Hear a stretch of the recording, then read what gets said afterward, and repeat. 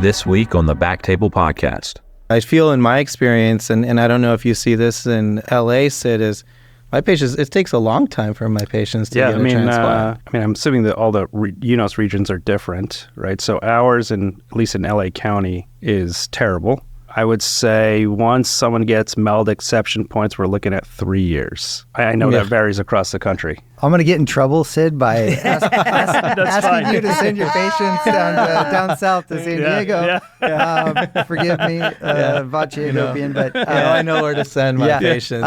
We're not seeing that. We're being very deliberate and intentional about approaching those patients. As John said, when you're a transplant surgeon and a hepatobiliary surgeon, you keep both options on the table, and I think it's really useful to have both options available because different situations, and there's a lot of cases that are on the margin that could go either way. And if you have a 3-year waiting time, there's no question that those marginal cases should go to resection, right?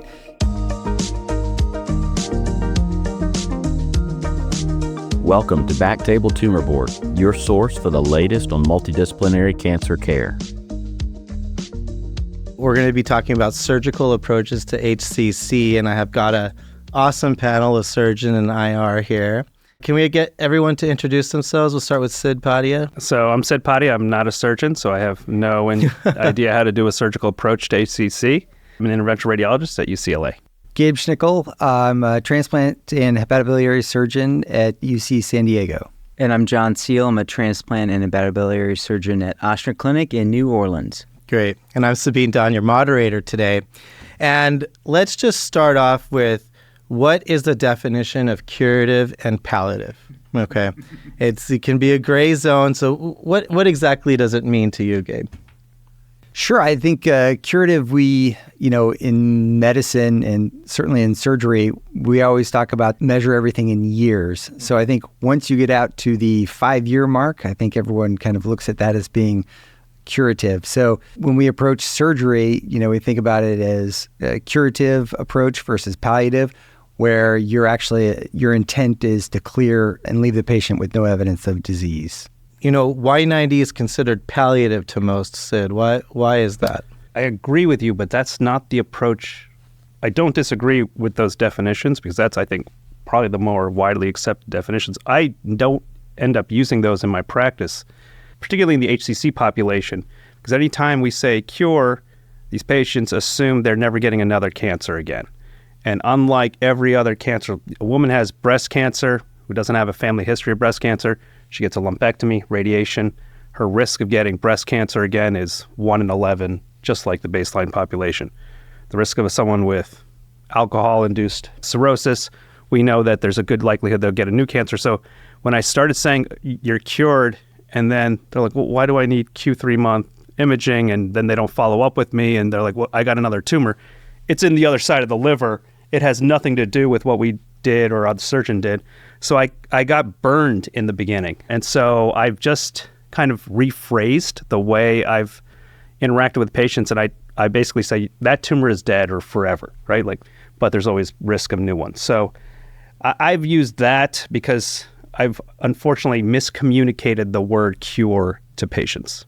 Yeah, I never use it. That terminology, I don't know, do you all even use those terms with it? I never do. So, I think it's like, it's all a process to optimize the treatment options. But do you use it for transplant, though?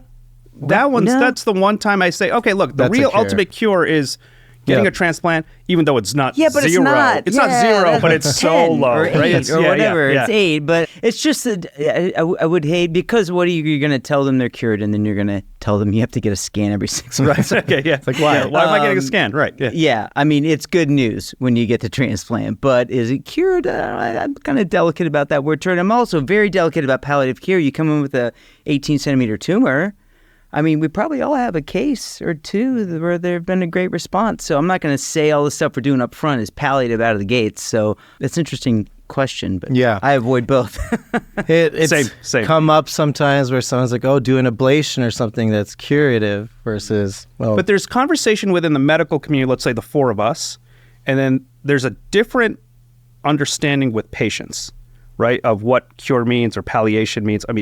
When the lay public or a patient hears the word palliation, they think you are not treating them and you're just going to give them a bunch of oxycodone to treat their pain, right? Like that's what palliation means. And so I think we need to be careful about like what we discuss with each other is very different than what we discuss with patients because their understanding is very different than what I might come to understand. Yeah. And we kind of just said it earlier where transplant is the goal, right? We want to get to transplant. Now, the surgical approaches include resection and transplant. When do you decide just a resection only and the patient's not going to go to transplant? What are different things in your treatment strategy that select resection over transplant? Yeah, I think there's some variability between practitioners. I'd be interested in how Gabe approaches this. There's really a lot of factors. The first is really the extent of the underlying liver disease, right? So you've got someone with no cirrhosis, de novo tumor that's clearly resectable. Those are the ones where, I think resection is a really good option. Anytime a tumor occurs in the context of cirrhosis, you have to kind of physiologically think in your brain, there's a lot of damaged liver cells there, and there's going to be an increased risk that they're going to form new tumors in the future. But you have to balance how you're going to approach that with what that risk will eat. I mean, transplant's not a free ride, right? So even if you want to get to transplant, you would hate to put them through a massive operation when you could have cured it with a little wedge resection or something like that. And then you have to look at the overall health of the patient. There are patients who transplant is not an option, and those we kind of push the envelope on resection a little bit more. You look at a number of factors that sort of dictate how big that operation is going to be and how you expect the patient will recover. And that metric has shifted a lot as the less invasive tools become a lot better. The things that you're achieving with Y90 are really comparable to the outcomes of resection in a lot of cases. And I think we have to think long and hard before we start operating on cirrhotic livers and doing big cases when there's a safer option with similar outcome. And Gabe, what would be, different types of surgical approaches as far as what are different resections for our listeners? What's a triseg? What's anatomical, non-anatomical? I think that's a great question. And I think when I think about who should get a resection and who should get a transplant, as John was saying, you have to think about the status of the underlying liver and then how much liver remnant, what's the future remnant going to be? And so when we think about the extent of resection, just for definition, you have your anatomic resection. So when you're taking out an actual segment of liver that is based on the vascular anatomy, if you're taking out a whole, what we might call a lobe or like a hemihepatectomy, which would be either the right hemiliver or the left hemiliver, or you're doing a triseg, as you said, which means you're doing an extended hepatectomy. You're taking out all of the right and some of the left liver. Those operations for HCC are tricky because, again, most of these patients will have some underlying liver disease. I think it's around 80%, right, of patients with HCC will have cirrhosis. And those that don't might have some baseline underlying, whether it's fatty liver disease or they have hepatitis B or whatnot. Those are all considerations that we have to keep in mind. As John said, it's really evolved over, the past couple of decades, when we think about transplant and when we think about resection. And you talked about FLR a little bit, the future liver remnant. Sid, are you doing many things to increase FLR in the setting of surgical resection? By FLR, you're meaning like a radiation lobectomy, right, to hypertrophy the other side. What we have seen over the last, let's say, 5 years when we started doing radiation lobectomy at UCLA, we did them for, I would say, predominantly two indications. Number one is HCC. Number two is metastatic colorectal cancer. For HCC, I would say that our results have not been as great as we and our hepatobiliary surgeons had hoped for. I think there is still this issue of, as you said, there's 80% of them have underlying cirrhosis. The ones where we have done a successful radiation lobectomy, for them to get it to a curative intent surgical resection, it hasn't been as promising as we had hoped. Same thing with portal vein embolization. It's, you do that portal vein embolization to get FLR hypertrophy in the HCC patient. They go to the operating room, there's too much cirrhosis, the tumor grew, et cetera. So that's also a problem. In the CRC population, it's been a little bit different. And so what we've kind of done is much more of a, I would staged and much more patient approach in terms of doing, let's say, a radiation lobectomy with the intent of future liver hypertrophy, but we don't necessarily always go to surgery anymore. Go to surgery if there's certain risk factors, high AFP, there's a risk of them progressing. But there's a good proportion of patients where our surgeons have chosen to kind of leave alone and just do kind of a watchful wait. So is that after, the plan is for surgery, and then after the local therapy, after the local therapy, let's say we restage, and let's say you get a complete response and everything looks good, patient feels great. The question from our surgeons is, does this patient need a right hepatectomy? I don't know if we know the right answer to that. I think in the non-aggressive tumors, and if it looks good, and let's say, as you mentioned, the risk factors are a little high for a surgical resection. Let's say they're 80. Let's say maybe they're not ECOG 0, they're ECOG 1, where your complication rate may be slightly higher than baseline. Should we just hold off on those patients and see what their biology does? And is it possible that they may never need one? And I feel like we're getting the answer to that question.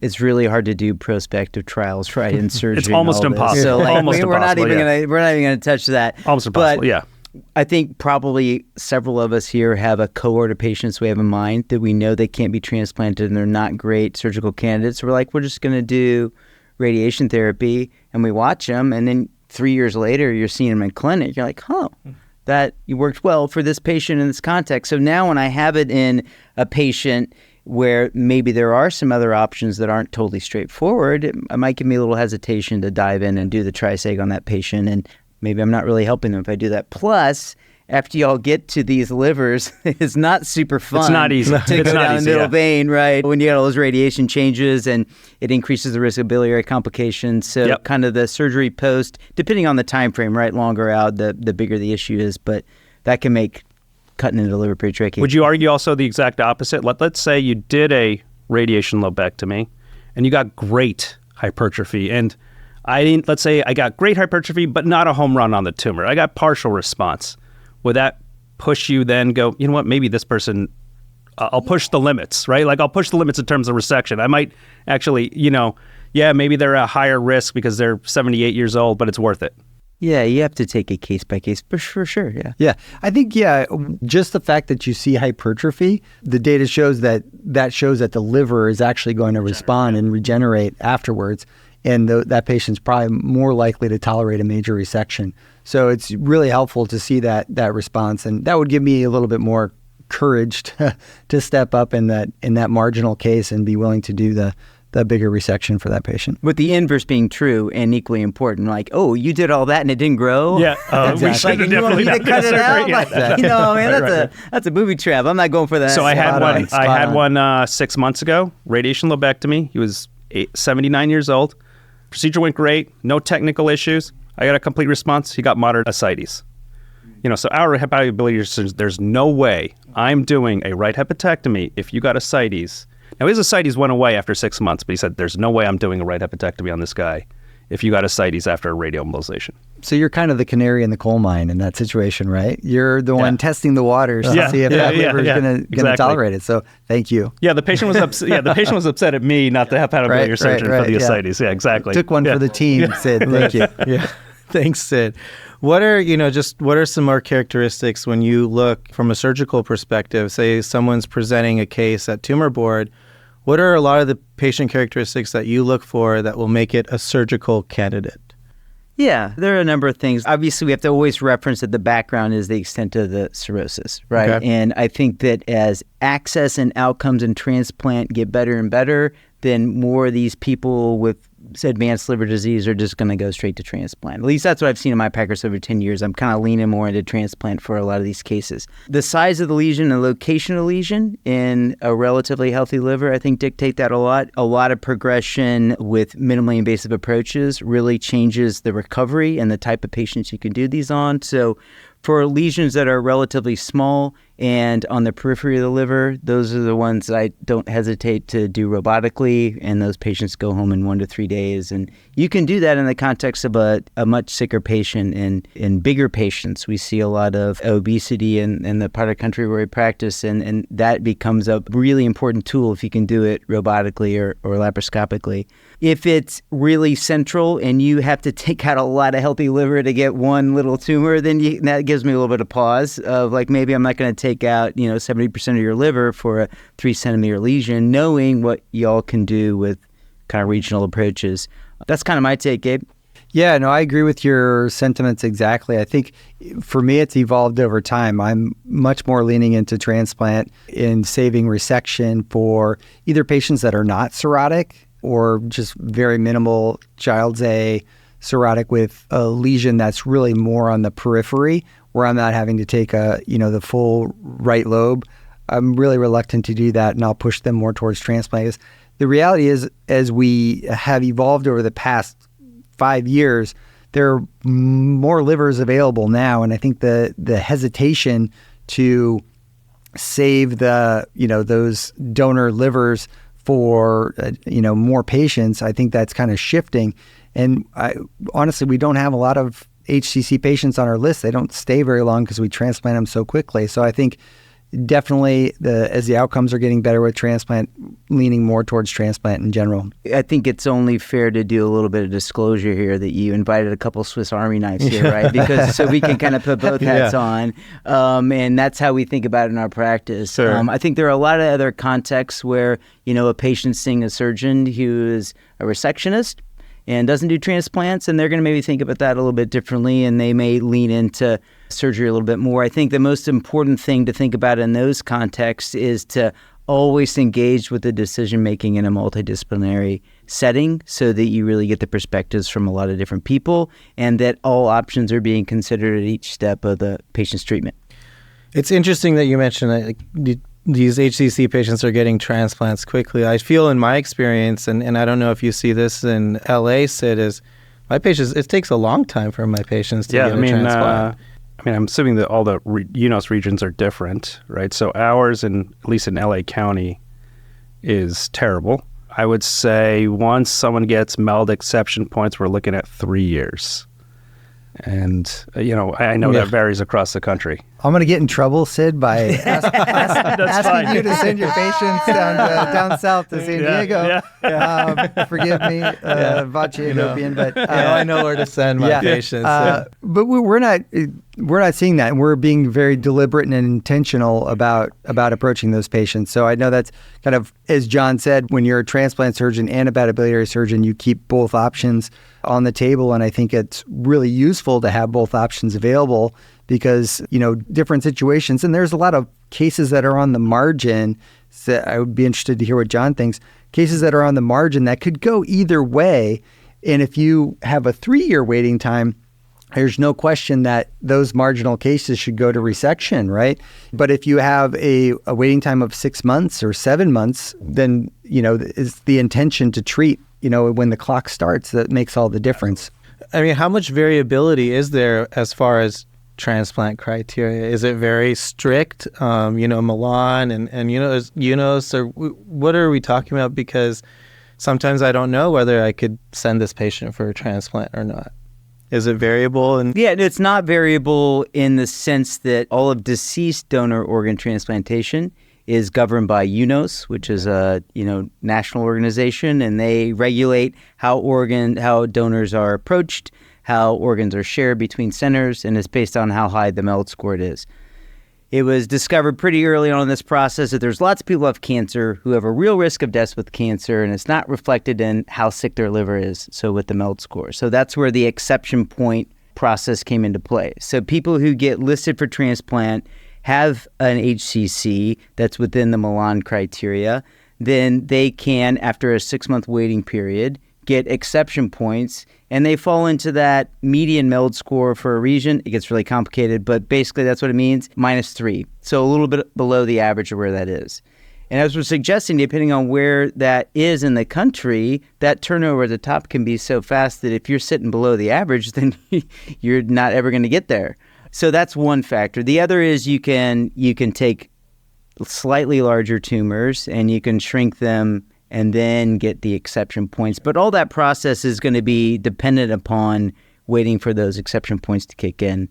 And that largely dictates how long you wait, with the exception of, and all that I said there is about deceased donors. Okay, the caveat is really living donors, and we can touch on that and how that changes your decision. No, let's touch on that because in the Los Angeles area, there's not many options for living donors, but that seems to be different in your area? Well, that's the strategy that our center is leaning into now. So with a living donor, we take if the patient has a potential donor that's healthy, and there's a pretty strict criteria. You have to be pretty healthy to put someone through this operation. Donor safety is always number one priority, and we're very careful about doing this.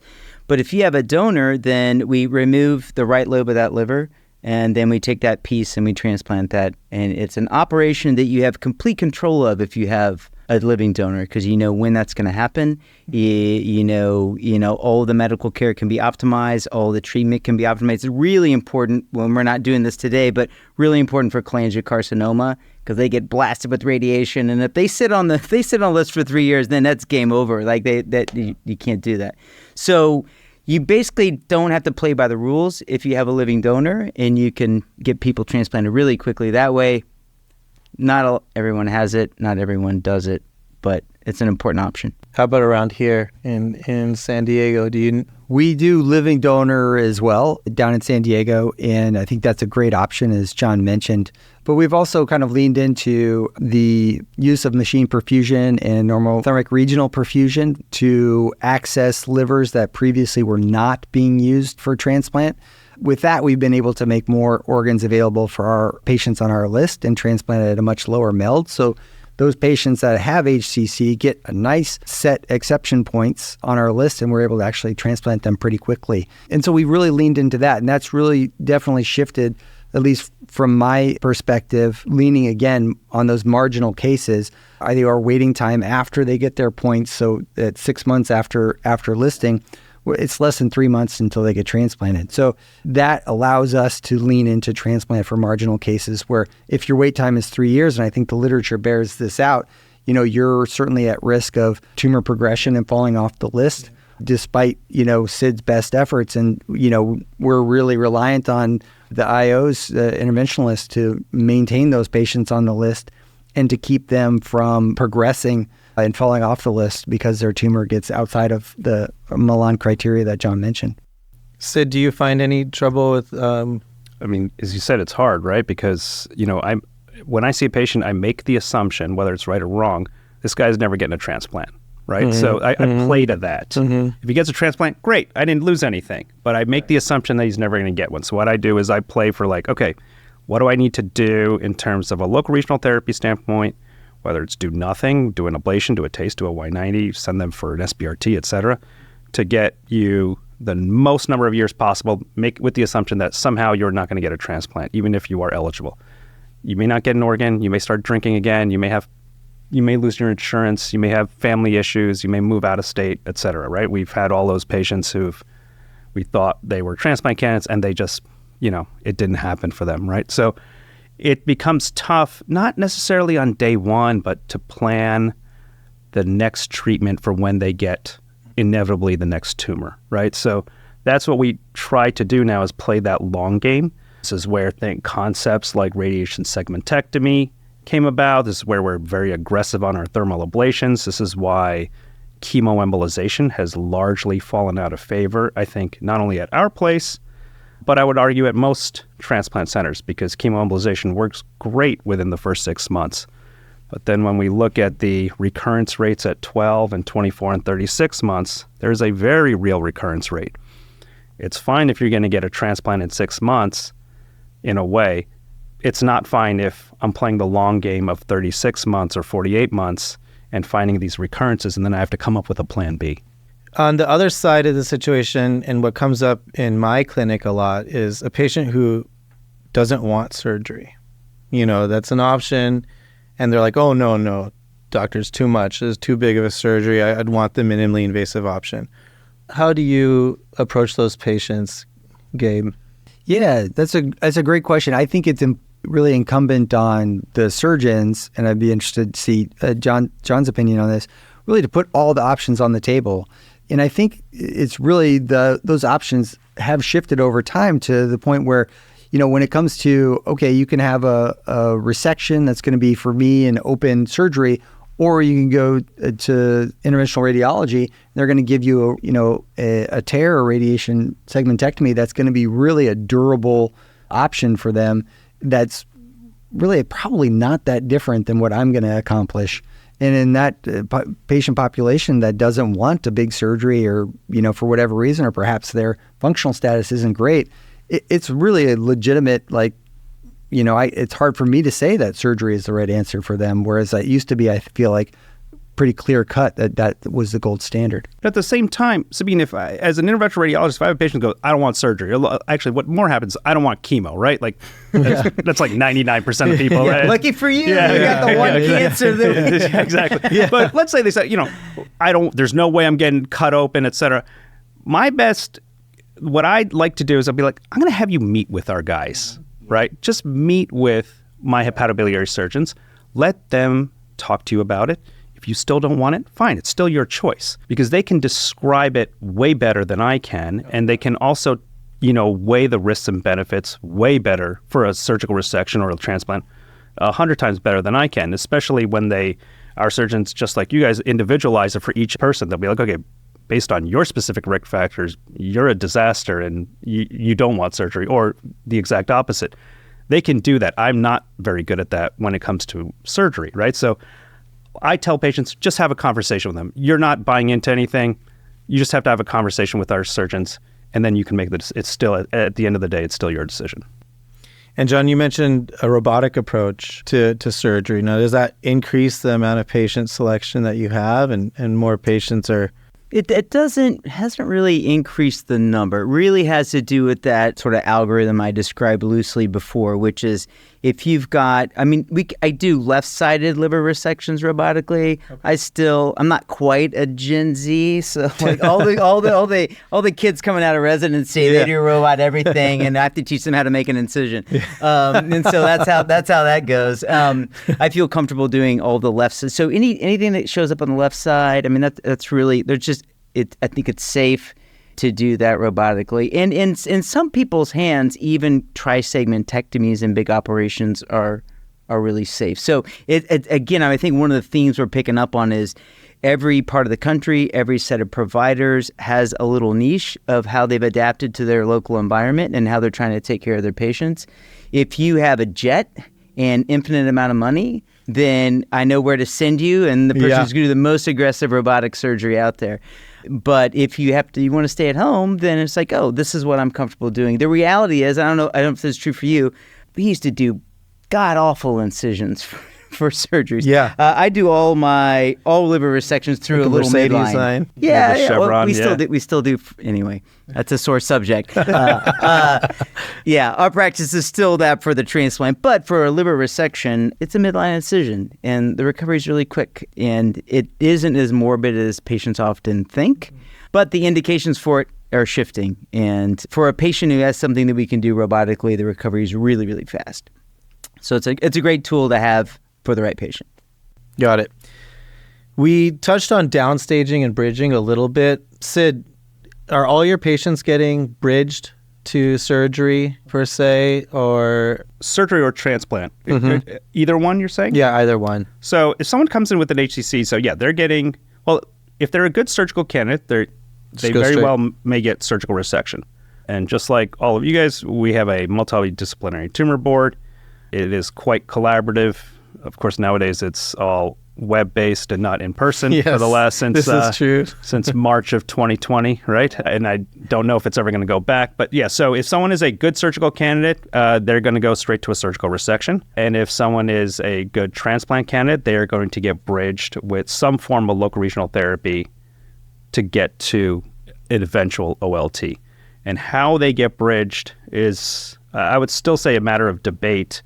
Our practice, we typically lean on a percutaneous thermal ablation or radioembolization. Those are kind of our two main weapons that I would say we use in 98 to 99% of the cases. Same in your institutions too? Yeah, I definitely moved towards Y90 pretty substantially. I think, we really liked microwave for a while because we thought it was really more durable.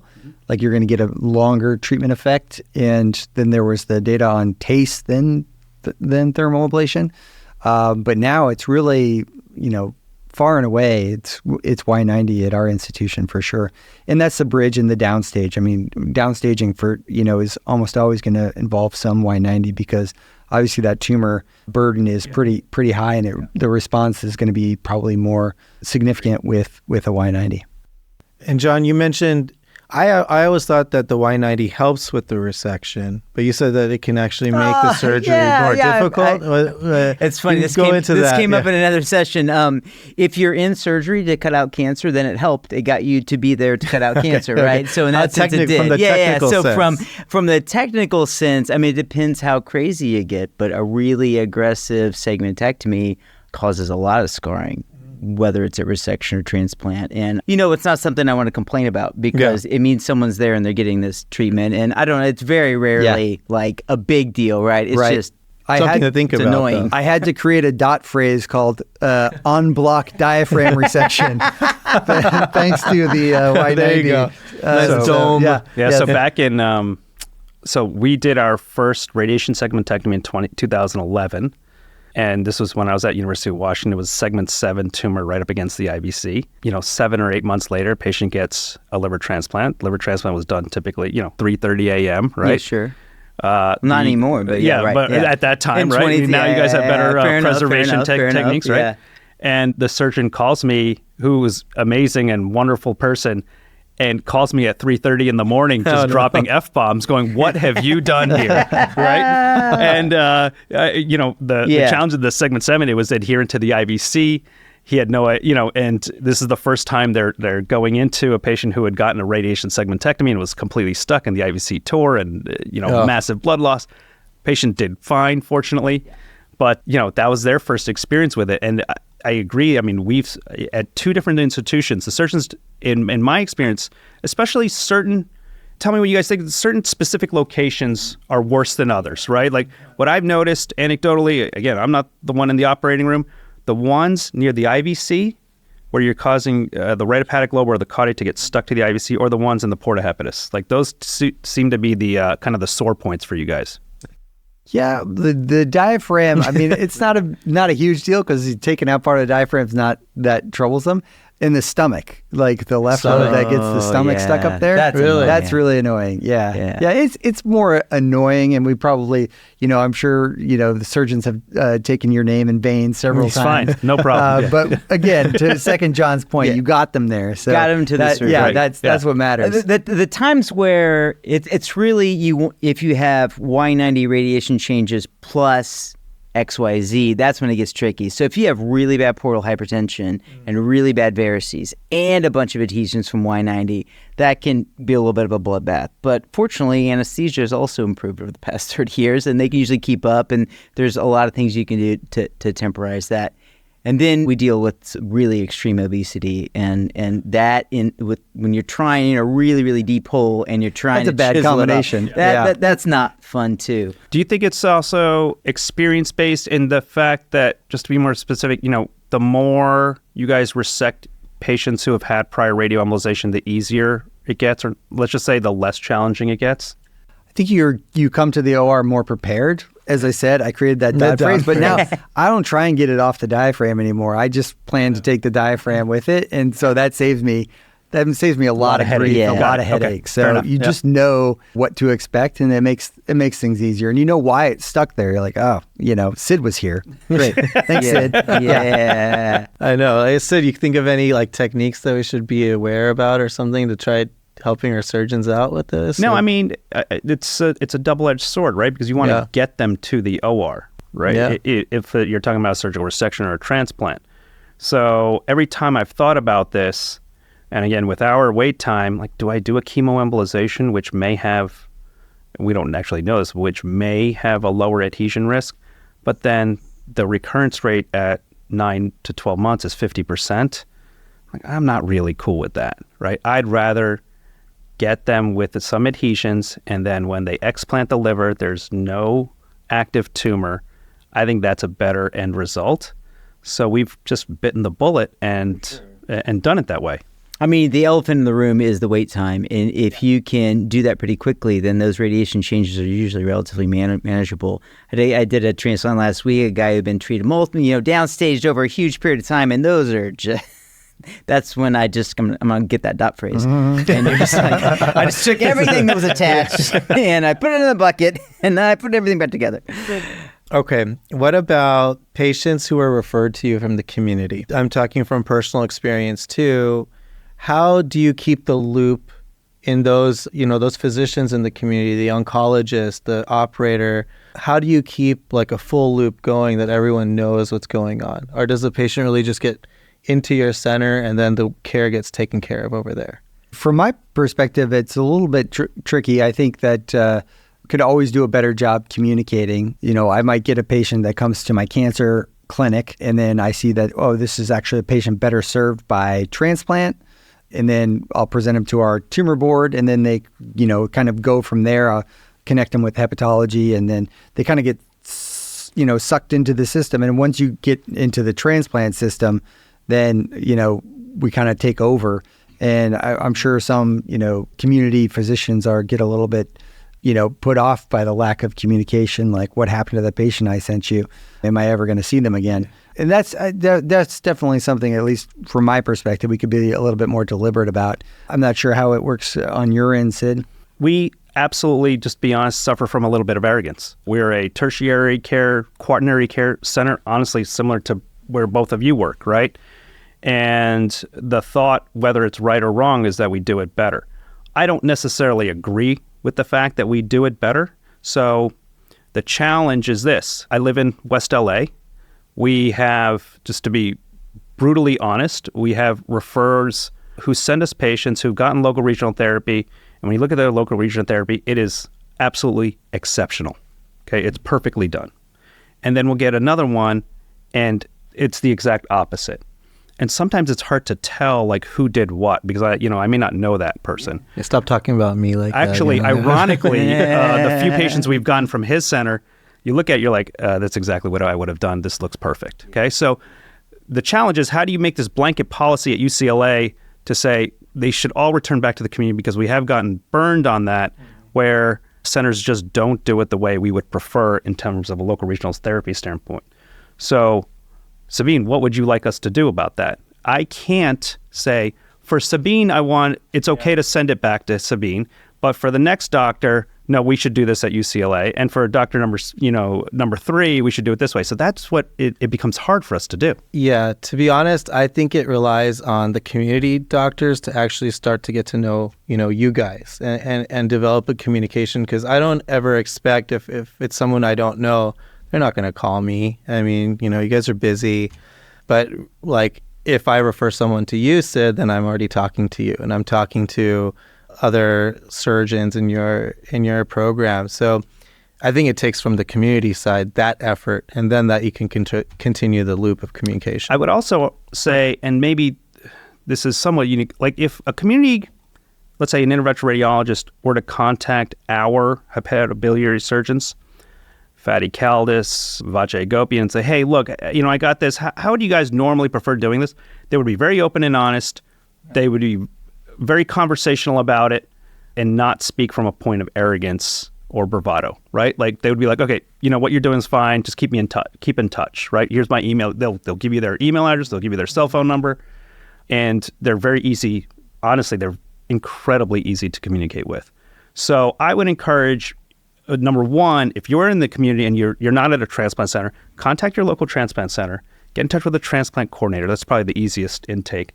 And be like, hey, look, can I just set up like a 20-minute Zoom meeting with your guys just so I can get an idea of like what they prefer? You may find a transplant center is like, we hate Y90.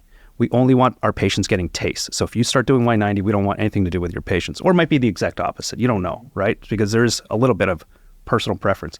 And you could probably learn a lot by doing that. And it builds relationships between academic and community centers, which I think is sorely needed.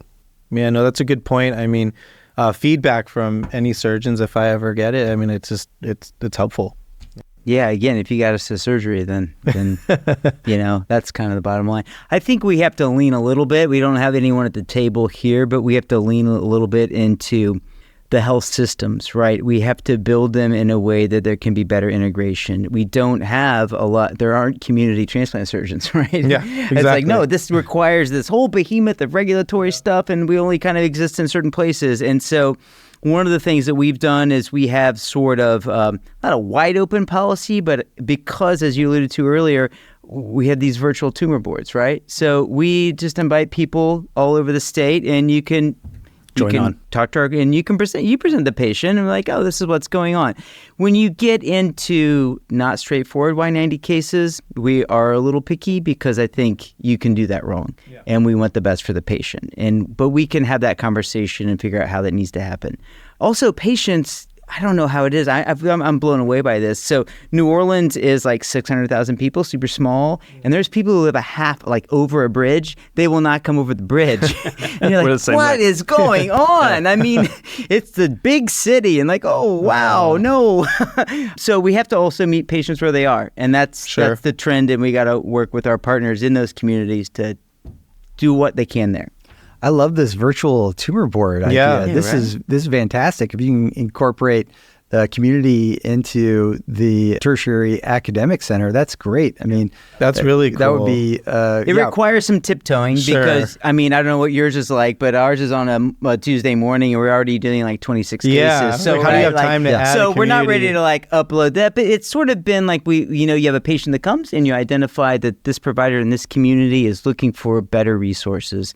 And if we can provide that, and they have 2-3 cases a year that come to us, so it's like, yeah, we can make it easy for you. So we should do better at that. We have lots of tools. We need our administrators to think more creatively about how to connect those dots. Well, I think that's a good point to close on. That was awesome. Any last remarks? Yeah, can I run one question by you guys? There's a couple of trials now, and there's medical oncology pushing the limits in terms of bridging or downstaging to OLT with immune checkpoint inhibitors. What are your thoughts on that?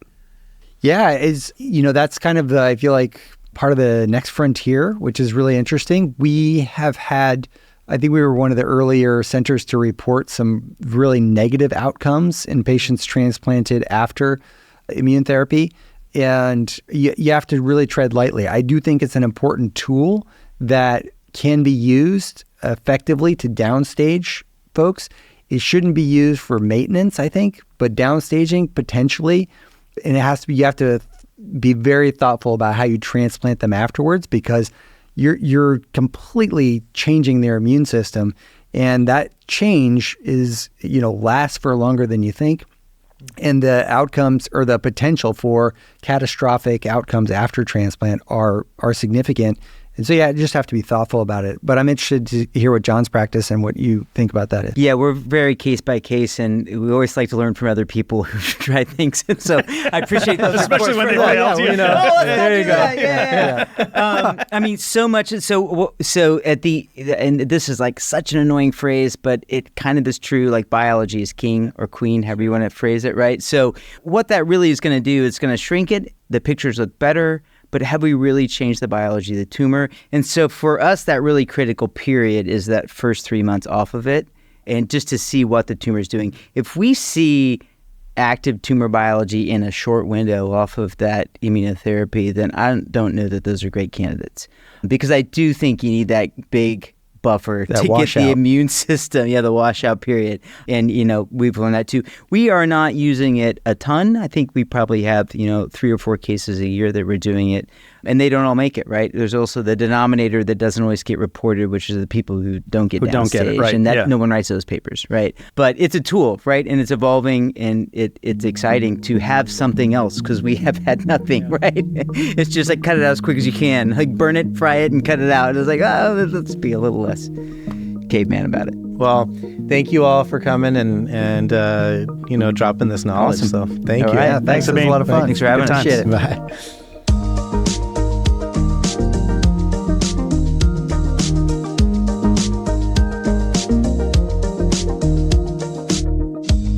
Thank you so much for joining us on BackTable Tumor Board. If you haven't already, be sure to follow and subscribe, rate the show 5 stars, and share with a friend. If you have any questions or comments, direct message us at _BackTable ONC. That's _BackTable ONC on Instagram, X, Blue Sky, YouTube, or LinkedIn. Our production team is led by Kieran Gannon, Aaron Bowles, and Josh Spencer. Design and digital marketing led by Brian Schmitz. Social media and PR by Ann Dang. Administrative support provided by Judy Dela Cruz. music by Aaron Bowles. Thanks again for listening. See you next time.